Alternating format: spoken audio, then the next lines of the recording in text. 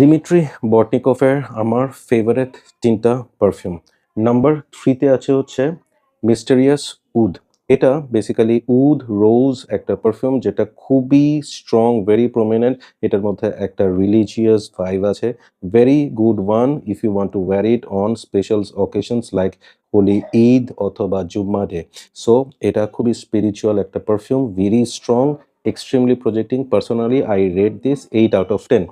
Next হচ্ছে আমার favourite number 2 হচ্ছে উড মোনার্ক।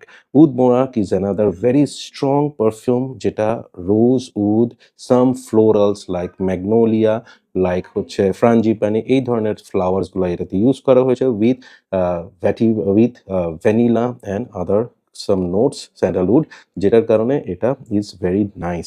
উইন্টারে রাতে ইউজ করার জন্য ফ্যান্টাস্টিক, এক্সট্রিমলি প্রজেক্টিং লাউড একটা perfume. I rate this 8.5 out of 10. And last one, my number one favorite, which is 10 out of 10 for me, is Oud Cologne. Very much wearable throughout the year, very mood lifting, outstanding একটা perfume যেটা আপনি যে কোনো সময় অফিসে হোক, রাতে হোক, পার্টিতে হোক, যে কোনো সময় বের করতে পারবেন।